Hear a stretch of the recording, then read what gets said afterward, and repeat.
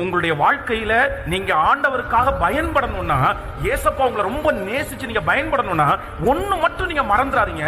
நீங்க அடித்தளம், உங்களுக்கு ஒரு அஸ்திபாரம் வேணும். அந்த அஸ்திபாரம் என்ன அப்படின்னு சொன்னா, நீங்க ஆண்டவருடைய சமூகத்துல ரொம்ப நேரம் நீங்க உட்காரணும். அப்பதான் ஆண்டவர் உங்களுக்கு கத்து தருவாரு, அப்பதான் உங்களுக்கு சொல்லி தருவார். நான் நினைக்கிறேன், நீங்க ஓடி, நீங்க அலைஞ்சு, நீங்க வேலை செஞ்சு, நான் ஆண்டவருக்காக அதை பண்ண இதை பண்ண, இந்த பரவாயில்ல, தப்பு இல்ல.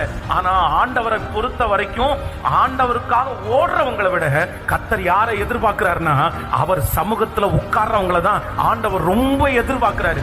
உங்களுக்கு கற்றுக் கொடுக்கிற இடம், உங்களுக்கு சொல்லி தருகிற இடம், உங்களை பழக்க வைக்கிற இடம், உங்களுக்கு நாலேஜை வளர்த்துக் கொள்ற இடம் எங்க அப்படின்னு சொன்னா நீங்க உட்காரணும். நான் பல மணி நேரங்கள் அப்படி உட்கார்ந்து இருக்கிறோம். நிறைய நேரத்துல ஆண்டவரை எப்படியாவது கவர்ந்து இழுக்கணும்ன்றதுக்காக மொட்டை மாடியில சிமெண்ட் தரைக்கு மேல எல்லாம் போய் நின்று அப்படியே மணிக்கரப்ப முழங்கால இருப்பேன். அப்படியே பச்சை மணலை கையில அள்ளி அதை சிமெண்ட்டுக்கு மேல போட்டு அது மேல முழங்கால நிற்பேன். வாய் போட்டு அந்த ரத்தம் முட்டியில கசிக்கிறத பார்த்து அப்படியே சந்தோஷப்படுவோம்.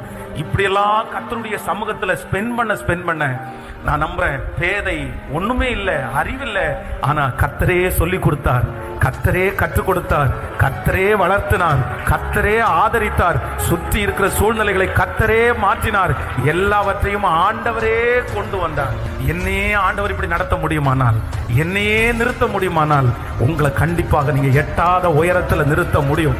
உங்க அம்மா அப்பா உங்களை குறித்து நினைக்கிறத விட பல மடங்கு ஏசப்பா உன்னை ஆசீர்வதிக்க போறாரு. உங்களை சுற்றி இருக்கிற